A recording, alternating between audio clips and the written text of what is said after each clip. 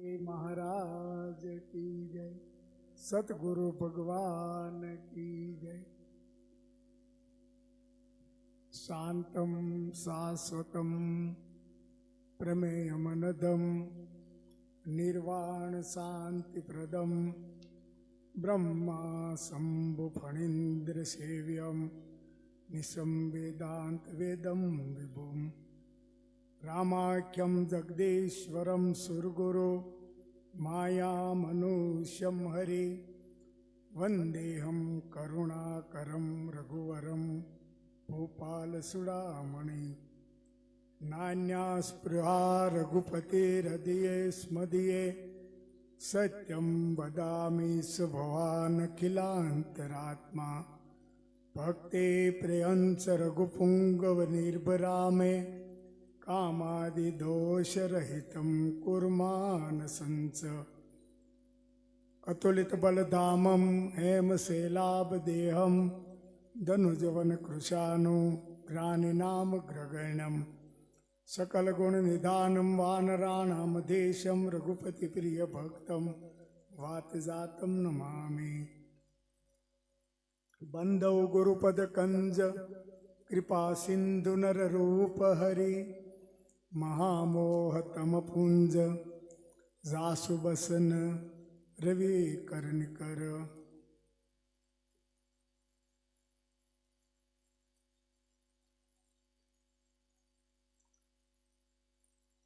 અત્રે અંજવાઈબાના ઉત્તર ક્રિયા નિમિત્તે આપણે સૌ એકત્રિત થયા છીએ ત્યારે સૌ પ્રથમ 1 મિનિટ માટે મૌનથી આપણે અજવાઈબાને સાસા હૃદયથી આપણી શ્રદ્ધાંજલિ સમર્પિત કરીશું।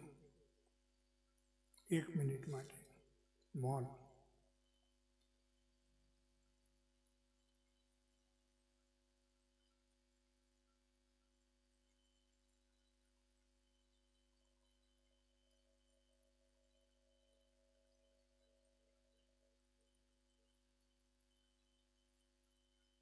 બોલો રામચંદ્ર ભગવાન કી જય।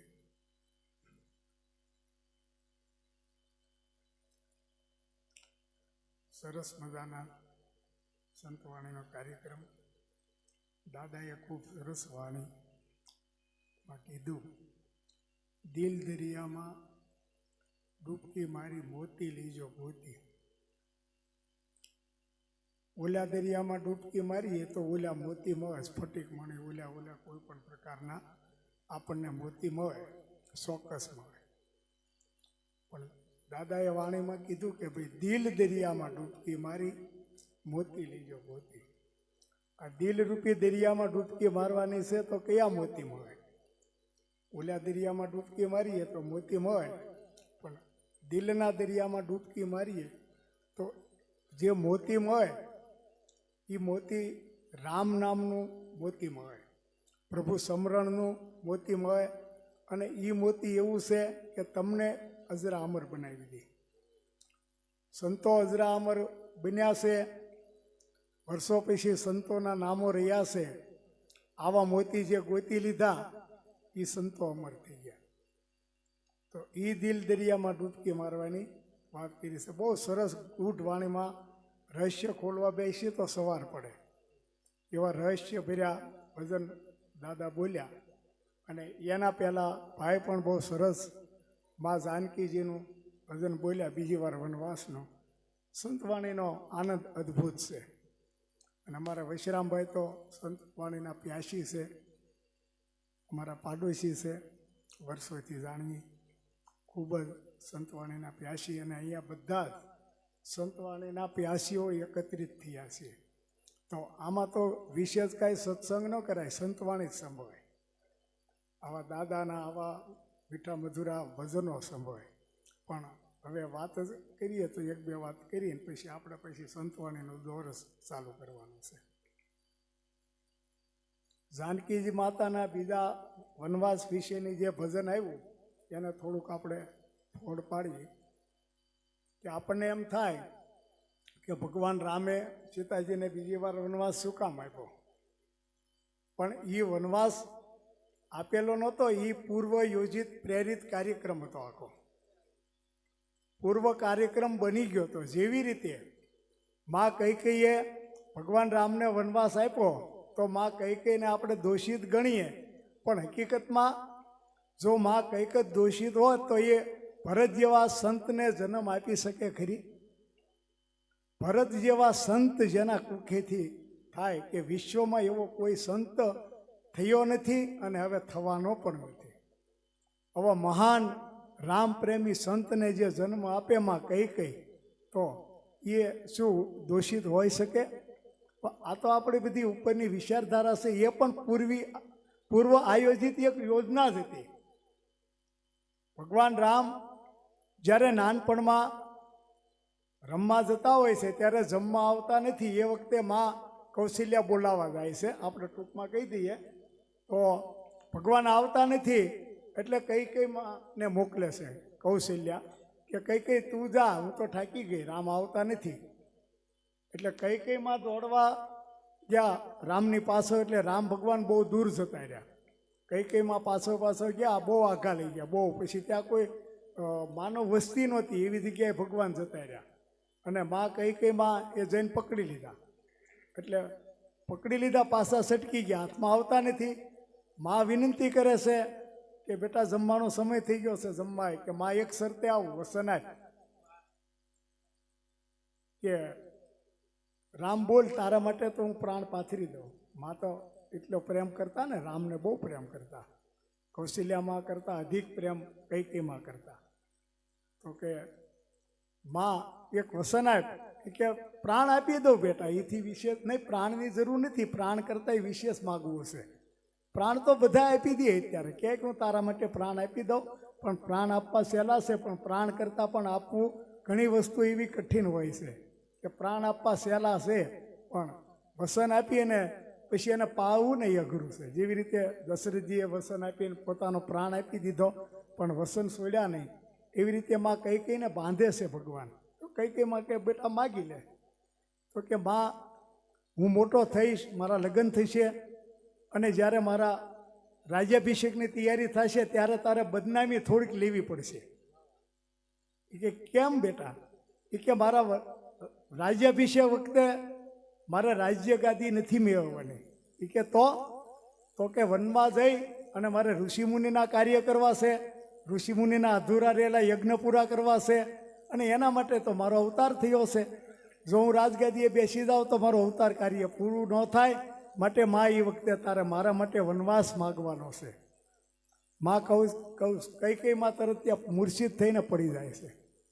ખાલી વનવાસની નામ સાંભળે ને ત્યાં માં કૈકેયી મૂર્છિત થઈ જાય છે. ભગવાન જગાડે છે કે માં હિંમત રાખ, કે બેટા તારા વનવાસનું નામ સાંભળ્યું ત્યાં મૂર્છા આવી જાય છે, તો વનવાસ તો હું કેવી રીતે આપી શકું? તો કે માં તારે આ કરવું પડશે. આપણે અવધપુરીમાં, આપણે રઘુકુળમાં કોઈ એવો સક્ષમ નથી, કોઈ એવું નથી કે આ બદનામી સહન કરીને લઈ શકે. તું જ એવી સક્ષમ છે, તું જ એવી તાકાતવાર છે. અને ભરત જેવા સંતને જન્મ આપનાર માં, તું કાંઈ કમ નથી. મારા પિતા જ્યારે દેવસુર સંગ્રામમાં જ્યારે ઇન્દ્રની સહાય કરવા ગયા અને મારા પિતાના રથનું પૈડું નીકળી જતું હતું, એ વખતે ત્યાં આંગળી નાખી દીધી હતી તારી. એ તારામાં તાકાત છે. તો તું મારા માટે વનવાસ કેમ ન માગી હતી? અંતે રામ કબૂલ કરે છે, માં તું વનવાસ મારા માટે માગીશ તો જ હું જમવા આવીશ. પછી ત્યાં માં કૈકેયીમાં વસન આપે છે કે બેટા તારા માટે હું ગમે એવી બદનામી વરી લઈશ. આ પૂર્વ યોજના હતી. એના માટે કૈકેયીને બદનામી મળી છે. આપણને એમ થાય કે કૈકેયી નિષ્ઠુર છે, એવું નથી. એવી જ રીતે હમણાં ભજનમાં બોલ્યા કે લક્ષ્મણજી ઘડીક ઊભા રહ્યો. બીજા વાર વનવાસનું જે આપણે ભજન સાંભળ્યું એમાં પણ એવું જ છે દાદા, એમાં પણ એવું જ છે. એમાં એમ છે જ્યારે ભગવાન રામ, લક્ષ્મણ, સીતાજી વાલ્મીકી ઋષિના આશ્રમમાં રોકાય છે રાત્રિ, ત્યારે સીતાજી કહે છે ભગવાન જુઓ તો કેટલો સુંદર આશ્રમ છે વાલ્મીકીજીનો, જ્યાં કોઈ વ્યાર નથી કરતું. ગાય અને સિંહ એક સાથે રહે છે, બરાબર. નોળિયો અને સર્પ એક સાથે રહે છે. હિંસક પ્રાણીઓ પોતાની હિંસા છોડી અને અહીંયા એક સાથે રહે છે. આવો સુંદર આશ્રમ મને એટલો ગમી ગયો છે કે એમ થાય કે અહીંયા રોકાઈ જાય. કે દેવી આપણે તો 100 વર્ષ વનવાસ પૂરો કરીને પાછું અયોધ્યા જવાનું છે, ત્યાં સીતાજી વરસન માગે છે ભગવાન પાસે. ભગવાન એક મારું કાર્ય તમારે કરવું પડશે. ભગવાન કહે છે બોલો દેવી શું? કે જ્યારે મારે સગર્ભાવસ્થામાં આવું અને મારે જ્યારે આપણે બધાને ખબર છે કે પહેલું આણું દીકરીએ પહેલી ડિલિવરી દીકરીએ પિયરમાં કરવાની હોય, બરાબર છે, આણું કરે. તો કે એ વખતે મારે જ્યારે જનકપુર જવાનું થાય ત્યારે હું જનકપુર જવા નથી માગતી, હું આ ઋષિમુનિના આશ્રમમાં મારા દીકરાને જન્મ આપવા માગું છું. આ સીતાજીએ વચન માગેલું છે ભગવાન પાસે. જ્યારે સગર્ભાવસ્થામાં આવે છે ને જ્યારે જનકપુરમાં જવાની બધી તૈયારી હાલતી હોય ત્યારે સીતાજી ભગવાનને યાદ કરાવો, ભગવાન વચન ભૂલી ગયા, મારે જનકપુર નથી જવાનું, મારે પહેલાં વાલ્મીકી ઋષિના આશ્રમમાં જઈ અને ત્યાં મારે મારા દીકરાઓને જન્મ આપવાનો છે. તમે કોઈ પણ એવી યોજના કરો કે જેથી મારે વનમાં મારા દીકરાને જન્મ આપવા. પછી ભગવાન રામે આખી પહેલા ધોબીનું નાન તેની તો બધું એક ભગવાનની યોજના હતી આખી. બાકી બીજી વાર વનમાં મોકલવા માટેનું આ પૂર્વ આયોજન હતું. આવી રીતના રામાયણના આપણે ગૂઢ રહસ્યો, ભજનના ગૂઢ રહસ્યો, આવા જે માર્મિક ભજનો હોય તો એને ખોલવા બેસીએ તો એમાં અનેક અર્થ નીકળે. એક એક ભજનમાંથી એક એક સવાર પડે એવા રહસ્ય નીકળે, એવા આ ગૂઢ ભજન. ઉકારામ બાપા બધા જે આપણે કબીર સાહેબ આવા બધા મહાન સંતો જે ભજન વાણી કરી ગયા, બહુ ગૂઢ રહસ્ય આ ભજન છે. એને માર્મિક સમજવા વાળા જોઈ અને એને ગાય અને સમજાવવા વાળા પણ જોઈ. આપણે એક જ વસ્તુમાં સમજી લઈએ ટૂંકમાં કે આપણે જે દરેક ભજનમાં સાંભળીએ છીએ જણન જણન ઝાલરી વાગે અથવા તો નોબકતું વાગે અથવા તો નગારા વાગે, આ બધી શું વસ્તુ છે? આ બધું બધાય સંતોના અનુભવ બધાએ કીધેલા છે અને સંતોના અનુભવ કહેવાની રીત જુદી છે, બધાને અનુભવ થયું એ પ્રમાણે કીધું છે, પણ એનો માર્મિક અર્થ તો એક જ થાય, એક જ થાય અને એક જ થાય. અને તે છે ભગવાનનું સ્મરણ કરતાં કરતાં તમારા રોમે રોમ 32 કોઠે દીવા થઈ જાય, રોમે રોમ તમારે પ્રકાશ થઈ જાય અને 32 કરોડ રૂવાડા જ્યારે નાચવા લાગે અને એ જે અનુભૂતિ થાય એ જ આ સણન ઝાલરી વાગે કે નગારા વાગે કે બધાય એનો અર્થ તો અંતે એક જ થાય કે ભગવાનનું સ્મરણ કરતાં કરતાં અને આપણે રોમાંચિત થઈ જઈએ, અંદરથી એવી અનુભૂતિ થાય. અને એટલે જ તુલસીદાસે લખ્યું છે મમ ગુણ ગાવત પુલક શરીરા, મમ ગુણ ગાવત પુલક શરીરા, ગદ ગદ ગીરા, નયન બહનીરા. હે લક્ષ્મણજી, મારા ગુણ ગાતા ગાતા જેનું શરીર પુલકિત થઈ જાય, રોમાંચિત થઈ જાય, રૂવાડા ઊભા થઈ જાય, આંખોમાંથી અશ્રુધારા નીકળવા લાગે અને આવી જ્યારે દિશા થઈ જાય ત્યારે સમજવાનું કે એ મને પૂરો જાણી ગયો છે. મમ ગુણ ગાવત પુલક શરીરા, શરીર પુલકિત થઈ જાય, ગદગદ ગીરા એટલે વાણી ન નીકળે, વાણી બોલતા હોય ને તો ગદગદ કંઠ થઈ જાય, અને નયન બહે નીરા, આંખોમાંથી અશ્રુધારા નીકળવા માંડે. આવી લક્ષ્મણજી જ્યારે દિશા મારા ભક્તની થઈ જાય છે ત્યારે એ ભક્તને સંપૂર્ણ હું પરવશ થઈ જાઉં છું. હું પછી મારા કાબુમાં રહેતો નથી. એવી જ રીતે જેટલા જેટલા મહાન સંતો ભક્તો આપણે થઈ ગયા, ભક્ત મામાં જે ભક્તો બધા બની ગયા અને ભક્તો લખી ગયા, આપણે સવારામ બાપા, આપણે દાસ બાપા, આ તો બધા મહાન વિભૂતિઓ થઈ ગયા, કેવી કેવી વાણી લખી ગયા. એક વાણી સમજાય તો કાંઈ સમજવા પણ જ નથી લ્યો. અમે તમને ગયા વર્ષે લોંગડીમાં આવ્યા હતા, સત્સંગ કર્યો હતો, બરાબર, 2-3 દી રોકાણા હતા. અમે કીધું લોંગડી ગામ એ ગામ નથી પણ લોંગડી એક ધામ છે અને ત્યાં દાસ બાપા એવા તીર્થકર થઈ ગયા, જેમ આપણે જૈનોમાં 24 તીર્થકર થાય ને, પછી આપણે વિષ્ણુ ભગવાનના 24 અવતાર થાય, એવી રીતે આપણે લોંગડીમાં એક તીર્થકર થઈ ગયા દાસ બાપા, જેને તીર્થધામ લોંગડી બનાવી દીધું, બરાબર. એનું તમને એક ભજન 2 ભજન સમજાઈ જાય ને જો ઉતરી જાય ને તો તમારે લોંગડી ધામ ક્યાંય જગ્યાએ બીજું ધામ ગોતવા જવાની જરૂર જ નથી. અહીંયા ધામ છે, 68 તીર્થ અહીંયા છે, બરાબર. ગંગા યમુના સરસ્વતીની જે ત્રિવેણી સંગમની યાત્રા અહીંયા છે. પણ આપણે કેવું કરીએ છીએ, ગામના પાદરમાં વહેતી નદી હોય ગંગા, તો ગંગામાં સ્નાન કરતા નથી અને બહાર સ્નાન કરવા દોડીએ છીએ અને બહાર આપણા પાપ ધોવા દોડીએ છીએ, પણ બહાર ક્યાંય પાપ ધોવાઈ જતા નથી. અંતે તો તમારા માયલાને સમજવો પડશે અંતે તો તમારા હૃદયમાં ભીતરમાં જે બેઠો છે એને જ ઓળખવો પડશે. બહાર ગોતે ક્યાં મળશે? બહાર ગોતે કોઈ નથી મળ્યું. જેને ભીતર ડોક્યું કરીને અંદર ગોત્યું એને પ્રાપ્ત થયેલો જ છે. તો હાથ વગો છે, આઘો નથી. ભગવાન હાથ વગો છે. અને બધાય ઘણા એમ કહે દાદા કે ભાઈ હવે કવયુગ ઘોર આવ્યો, હવે કવયુગમાં અમે શું કરીએ કે પહેલાં બધા કરી ગયા સતયુગમાં, દ્રાપરમાં, ત્રેતામાં.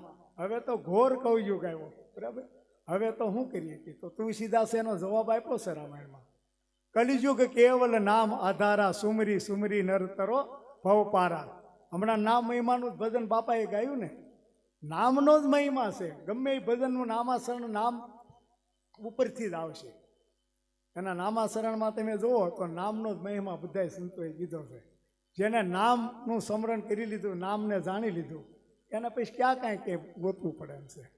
એટલે ખૂબ ભજન સ્મરણ કરો, ખૂબ જ સ્મરણ કરો. કલિયુગ કેવલ નામ આધારા, સુમરી સુમરી નર તરો ભવ પારા. કલયુગ જોગ જગ્ય ન જ્ઞાના, એક આધાર રામ ગુણ ગાના. પછી તમારા જે ઈષ્ટદેવ હોય, રામ હોય, કૃષ્ણ હોય, શિવ હોય, રામાપીર બાપા હોય, કોઈ પણ હોય, તત્વ એક જ છે ને. કબીર સાહેબે કીધું છે ને, કબીર કુવા એક પનિયારી અનેક, બર્તન સબકે ન્યારે ભયે પાણી સબ મેં. ગમે એ સંપ્રદાય હોય, ગમે એ હોય, ગમે એ નામ હોય, અંતે પરમાત્માનું નામ પરમ શાંતિ આપનારું છે. પરમાત્માનું નામ ખૂબ જ શીતને શાંતિ આપનારું છે. એક નાનું એવી વાત કરી અને મારા પ્રવચનને વિરામ આપીશ, પછી સંતવાણી સાંભળીશું. એક મહાત્મા હતા દાદા, એક મહાત્મા હતા અને જંગલની અંદર ઝૂંપડી બાંધીને ભજન કરતા હતા. એક મહાત્મા હતા ઘણા વર્ષો પહેલા ને, ત્યારે આ લાઇટ હોય જે આપણે નહોતી આવી, તો જંગલની અંદર એ મહાત્મા ભજન કરતા હતા. હવે ત્યારે લાઇટો તો હતી નહીં અને મહાત્મા એકાંતવાસી હતા. એની અંદર કોઈ સાથ સંગાત આ તે કાંઈ હતું નહીં. અને એના કુટિયા એટલી અંદર ઘોર જંગલમાં હતી કે ત્યાં કોઈ જાતું પણ નહીં. અને શાંતિથી ભજન કરતા. તો ભજન કરતા કરતા એના સંગાથી તો કોણ હોય ત્યાં જંગલમાં? તો પછી એને સંગાથી બનાવ્યા હતા 4 દીપકને. જો આવું તો જોઈએ થોડુંક. આપણે લાઇટ તો હતી નહીં, પહેલાં આપણે ફાનસ હતા, પેટ્રોમસ બત્તી હતી, પછી દીવાના કોડિયામાં દીવા કરી અને એ રીતે અંજવાવું આપણે કરતા. આપણે ગામડામાં બધાને ખબર, આપણે અમે જોયેલા એ દીવાનું બધું અંજવાવું. તો એ મહાત્મા ઝૂંપડીમાં 4 ખૂણે 4 દીવા પ્રગટાવી અને દીવા રાખીને દીવાના અંજવા ભજન કરતા, એનું કાંઈ નિત્યક્રમ કરતા, જે કાંઈ રોજ કરતા. એમ કરતાં કરતાં સમય વીતતો ગયો, સમય વીતતો ગયો. એટલે 4 દીપક વિચાર કરે કે આ મહાત્મા આપણને મૂકીને ક્યાંય જાતા નથી, બહાર તો જાતા નથી, આપણને એકાંત મળતું નથી. બહુ સમજવા જેવી વાત છે. શાંતિથી સાંભળજો બધા ભાઈઓ બહેનો. આ દીપક 4 રોજ વિચાર કરે મહાત્મા ક્યાંય જાતા નથી, આપણને એકલા મૂકતા નથી, અને આપણે એકાંતમાં મળીને વાતો કરવી છે, પણ આ મહાત્મા તો આપણને કાંઈ મોકો આપતા નથી. અને મહાત્મા તો ભજનાનિધિ હતા, એટલે એ તો બહાર જવાનો પરિશ્રમ કરતા કરતા વર્ષો વીતી ગયા. અને 4 દીપકને કાંઈ એકાંત મળે નહીં અને મહાત્મા કાંઈ બહાર જાય નહીં. એમ કરતાં કરતાં ભજન પાકતું ગયું. પછી એક સમય એવો આવ્યો મહાત્માને બહાર જવાનું થયું. ખૂબ ભજન પાકે ને એટલે આને આમંત્રણો બહુ મળે આવવા. પણ એ વખતે સાધુને સાવધાન રહેવું પડે. બહુ ભજન પાકે ને દાદા, એટલે એને બહારના બધા આમંત્રણો, પ્રતિષ્ઠાન, પદ ને ફૂલના હાર ને આ ને તેને એવું બધું બહુ મંડ્યા હોય. ત્યારે સાધુને સાવધાન રહેવું પડે, નકર પદભ્રષ્ટ થઈ જાય. એમ એકવાર એ મહાત્માને બહાર જવાનું થયું. કોઈનું આમંત્રણ હતું. અમારા વિશ્રામભાઈ જેવા પ્રેમી છે કે બાપુ આવો, એટલે બાપુને બહાર જવાનું થયું. એટલે 4 દીપકને એમને એકાંતમાં મૂકી અને બાપુ બહાર ગયા. આ બધું 4 દીપકને એકાંત મળ્યું એટલે રાજી થઈ ગયા. એ કે આજ તો બાપુ બહાર ગયા છે, ઘણા વર્ષો પછી આપણને એકાંત મળ્યું છે, તો આપણે હક દખની થોડીક વાત કરી લઈએ. એટલે 4 દીપક આમ હતા થોડાક દૂર, પણ આમ વાત કરવા માટે તો એને શું છે, આમ થોડુંક આમ આપણે શેટા હોય તો વાત તો કરીએ કે ને. મારા વિશ્રામભાઈએ વાત કરી હોય તો અહીંથી કરીએ કાંઈ. એટલે એકા બધા દીપકે શાન કરી ભાઈ આપણે વાત કરી લઈએ એકાંતમાં. આપણે છે ને હક દખની વાત કરી લઈએ. હમણાં બાપુ આવી જાય ને તો પછી વાત કંઈ થાય નહીં. એટલે 3 દીપકે ઓલા એક દીપકને કીધું તું તારી વાત કરી શરૂ એમ. એટલે પહેલા દીપકે વાત શરૂ કરી કે આપણે ઘણા સમય મળ્યા છીએ એકાંતમાં, પણ આજ મારે દિલની વાત કરવી છે. એટલે ઓલા તેણે કીધું હું કે મારે હવે કે આ સંસારમાં રહેવું નથી, કે મારે કે બુઝાઈ જવું છે, મારે ઓળવાઈ જવું છે. એટલે ઓલા ત્રણે દીપકે કીધું કે ભાઈ કેમ, હું તને તકલીફ છે એમ. એટલે કે આ આખા સંસારમાં બધી અસત્ય ચાલે, જૂઠાણું ચાલે, ખોટું ચાલે, એકાબીજાને છેતરવાના ધંધા, આ અત્યારે આમાં હવે જીવવા જેવું નથી એમ. એને વેદના પ્રગટ કરીને કે મારે હવે બુઝાઈ જવું છે.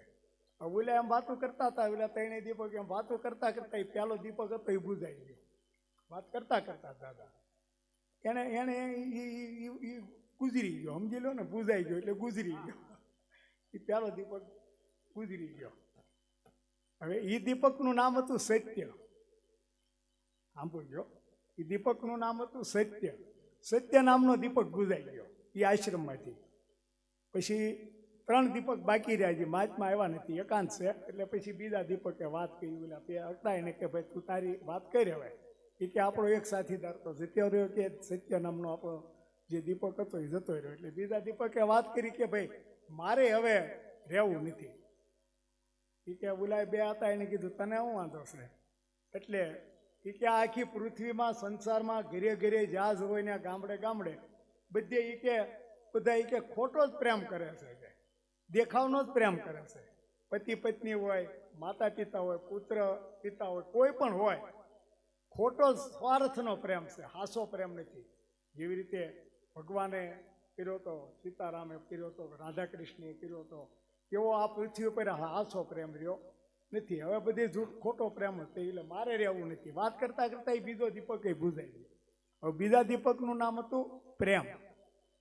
સાંભળજો, પેલો દીપક હતો સત્ય, એ બુઝાઈ ગયો. બીજા દીપકનું નામ હતું પ્રેમ, એ બુઝાઈ ગયો, એ ગુજરી ગયો. હવે 2 વધ્યા. એટલે પછી ત્રીજા દીપક વાત શરૂ કરી કે 2 સાથીદાર આપણા જીવનના વહી ગયા, જોડીદાર આપણા. સત્ય વહી ગયું, પ્રેમ વહી ગયો. એટલે ત્રીજા દીપકે કીધું હવે મારે નથી રહેવું, કે એટલે બોલો એક બાકી રહેતો કે તું તો રહે, કે આપણે 2 જોડીને કર, હું પછી એકલો. એ કે નહીં મારે નથી રહેવું. એ કે તો તને શું વેદના છે એમ. એટલે એને એની વેદના શરૂ, આ આપણા ઉપરથી છે બધું. એ કે આ તને શું વેદના છે? એ કે આ આખા પૃથ્વી ઉપર અત્યારે જ્યાં દેશો દેશમાં લડાય, ગામડે ગામડામાં લડાય, ભાઈઓ ભાઈઓની લડાય, શેઢા હાટું લડાય, બાંધવાની જ વાત. એ કે ક્યાંય એટલે ક્યાંય આ પૃથ્વી ઉપર કરુણા નથી રહી. કે એકાબીજા દેશ હાટું દેશ સીમ હાટું બાંધે, સરહદ હાટું બાંધે, શેઢા હાટું બાંધે, બાંધે છે બધા. એ કે બધા કે પ્રેમ જેવું રહ્યું, એટલે કરુણા જેવું ક્યાંય રહ્યું નથી. બધી કે હિંસા હિંસક આ બધું થઈ ગયું, એટલે મારે રહેવું નથી. એ ત્રીજો દીપક બુઝાઈ ગયો. એનું નામ હતું કરુણા. એ કે કરુણા જેવું ક્યાંય છે નહીં, એટલે મારે રહીને શું કરવું? એટલે એ ત્રીજો દીપક બુઝાઈ ગયો. સત્ય પેલો દીપક, બીજો પ્રેમ અને ત્રીજો કરુણા. આ 3 દીપક બુઝાઈ ગયા. છેલ્લો એક દીપક બાકી રહ્યો. એટલે એણે વિચાર કર્યો, 3 સાથીદાર વૈયા ગયા મારી સામે, તો એને આઘાત લાગી ગયો. કે તો મારે તો એકલો શું કરવું, મારે રહીને શું કરવું? એ જ્યાં બુઝાવવાની તૈયારી કરતો હતો ને ત્યાં ઓલા માચમાં આવી ગયા. માચમાં આવી ગયા એટલે કોડિયામ દિવેલ વસ્તુ પૂરી દીધું. જરા તરા હવા આવતી હતી, બારી બંધ કરી દીધી. એટલે એને કઈ મોકો મળ્યો નહીં. ઓલાને દિવેલ ખૂટ્યું હતું ને હવા આવતી હતી, એક પછી એક બુઝાઈ ગયા. છેલ્લો દીપક બુઝાવવાની તૈયારી કરતો હતો ને ત્યાં એ માચમાં આવી ગયા. એટલે એને દિવેલ પૂરી દીધું. એ બુઝાતા બુઝાતા રહી ગયો. પછી એને એમ થયું હાલ મારે તો મરવું હતું ને કઈ મોકો મળ્યો નહીં. માચમાં આવી ગયા. જોયું કે ઓલા 3 દીપક બુઝાઈ ગયા. ઓલાને કીધું એલા તારા 3 સાથીદાર વહી ગયા, તે ધ્યાન ન રાખ્યું. માચમાં આવી કીધું, ઠપકો આપ્યો. એ કે પણ એમાં હું શું કરવું? કે તમારે ધ્યાન રાખવું જોઈએ ને, કે હું તો શું કરવું? કે તમે શેટે શેટે મૂક્યા હતા, કાંઈ એમાં પડખેત કાંઈ હતા નહીં, મેં કાંઈ બુઝાવ્યા નથી. તો મહાત્મા કે ભારે કરી છે. મહાત્માને દુઃખ લાગ્યું કે મારા જીવનના સંગાથી જે હતા, જીવનભર તપ કર્યું, ભજન કર્યું, સત્ય પ્રેમ કરુણા, મારા જીવનમાંથી 3 વસ્તુ વહી ગઈ, તો મારે રહીને શું કરવું છે? એટલે મહાત્માએ સમાધિ લેવાની તૈયારી કરી કે હું ભારે સમાધિ લઈ લેવી. તે ઓલો એક દીપક બાકી હતો ને એને કીધું કે નહીં તમે સમાધિ લ્યોમાં હું સૌ.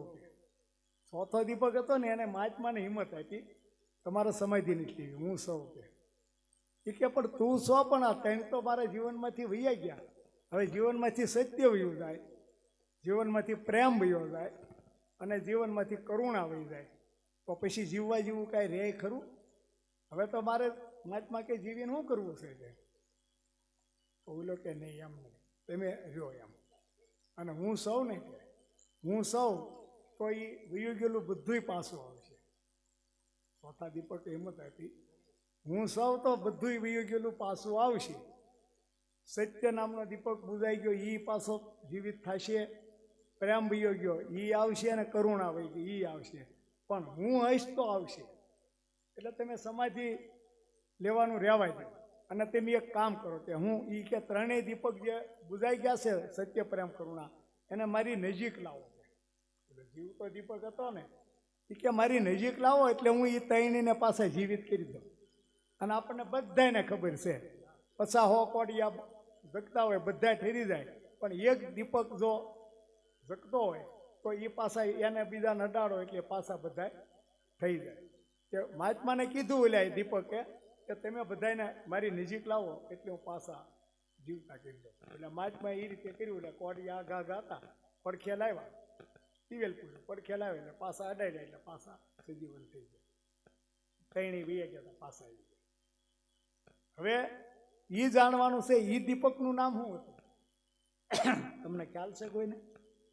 અંદાજિત કરી શકો? અંદાજ મૂકી શકો? અંદાજ? એ દીપકનું નામ હતું ભરોસો. સાંભળજો, એ દીપકનું નામ હતું ભરોસો. જીવનમાંથી બધું વયું જાય પણ ભગવાન ઉપરનો ભરોસો નહીં જાય ને તો વયું ગયેલું બધું પાછું આવશે. સત્ય, પ્રેમ, કરુણા, મિલકત, ધન, માલ, જે કાંઈ જીવનમાંથી તમારું ભજન વયું ગયું છે, તમે ભજન કરતા કરતા નાશિક થઈ ગયા, કાંઈ પણ તમારા જીવનનું બધું વયું ગયું છે અને તમે હાવ રોડ ઉપર આવી ગયા છો, પણ તમારા જીવનમાંથી ભગવાન ઉપરનો ભરોસો જો નહીં જાય, સંતો ઉપરનો ભરોસો નહીં જાય તો એ વયું ગયેલું બધું પાછું આવશે. એટલે તુલસીદાસે સોપાઈ લખી, ગઈ બહોર ગરીબ નવાજુ, સરળ સાહિબ રઘુરાજુ. સરળ સબલ સાહિબ રઘુરાજુ. રઘુનાથ એવા ભગવાન છે કે તમારી ગયેલી બધી વસ્તુ પાછી મેળવી આપનાર છે. તો એ એક પરમાત્મા છે. તો પરમાત્મા ઉપરનો ભરોસો ક્યારેય નહીં છોડવાનો. જીવનમાં ગમે એવી ઘટના ઘટે, ગમે એવી પરિસ્થિતિ આવે કે ગમે એ આપણી જીવનમાંથી વયું જાય, એકવાર માલ, મિલકત, સંપત્તિ, આ તે કદાચ બધું વ્યા જાય, પણ જો તમારો ભરોસો નહીં જાય તો એ બધું પાછું આવશે. બધું પાછું આવશે. પણ જો ભરોસો એક નહીં હોય તો બધું વ્યું જાય, પછી કોઈ પાછું લાવી દે નથી. એટલે ભગવાન ઉપરનો ભરોસો રાખજો, સંતો ઉપરનો ભરોસો રાખજો, ખૂબ ખૂબ ભજન કરજો. બોલો રામચંદ્ર ભગવાન.